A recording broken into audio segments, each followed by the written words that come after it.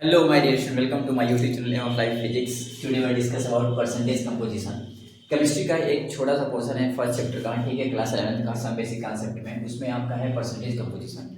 और percentage composition बहुत आसान है और इसको इजी में आप निकाल सकते हैं। होता क्या है, देखिए, परसेंटेज कंपोजिशन इक्वल टू होता है percentage composition equal to atomic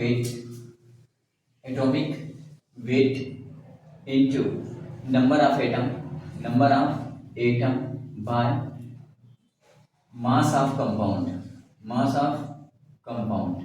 जो कंपाउंड है उसका मास, मॉलिक्यूलर मास इनटू आपको लेना होगा 100, राइट। ये फार्मूला आपको अप्लाई करना होगा और इस फार्मूले से आप आसानी से किसी भी कंपाउंड का आप परसेंटेज कंपोजिशन निकाल सकते हैं, किसी भी कंपाउंड में प्रेजेंट आप एलिमेंट का, ठीक है। जैसे अगर मैं आपसे कहूँ एग्जांपल यूरिया, अब यूरिया का फार्मूला क्या होता है, इसका फार्मूला होता है NH2CO NH2।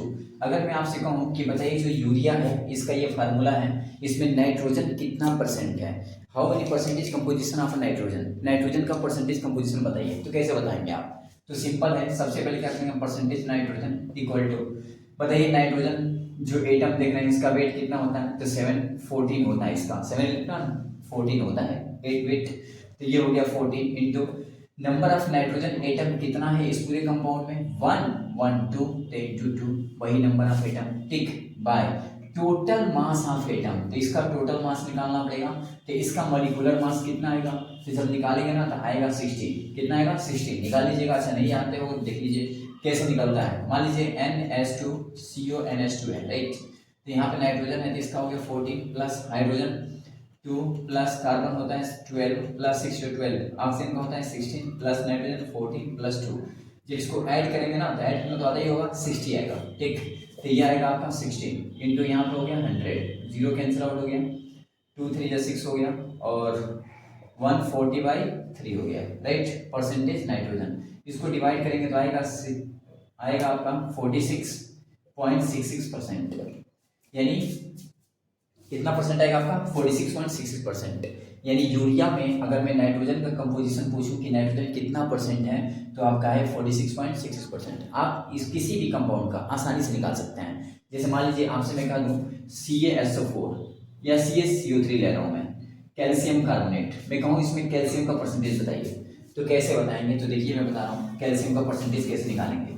देखिए मान लीजिए अगर मैं कहूँ CaCO3 में बताइए कैल्शियम कितना परसेंट है, तो आप लिखेंगे percentage calcium equal to, calcium 1 है भाई, मास इसका कितना होगा 40 होता है, 20 कैल्शियम 40, याद रखिएगा ये मास कितना है 40 है, तो 40 इंटू एक कैल्शियम है तो 1 बाय टोटल इसका मास आएगा, आप निकाल लीजिए 40 और कार्बन का हो गया आपका 12 और 16 3 48, यानी टोटल आ गया 100, तो नीचे हो गया आपका 100 इंटू 100।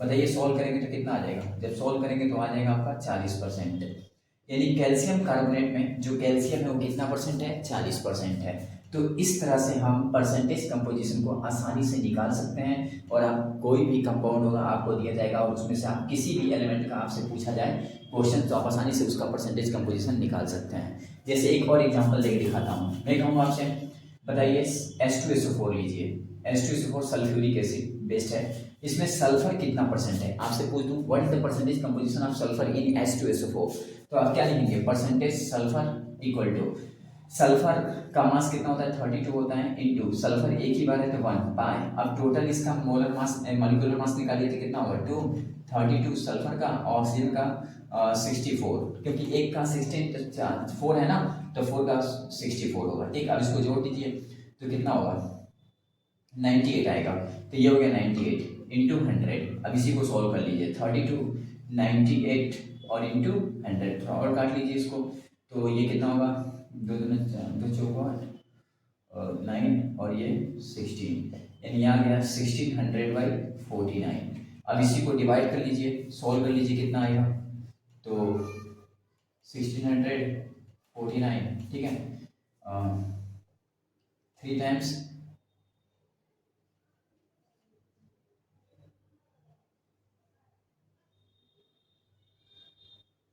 कितना आएगा आपका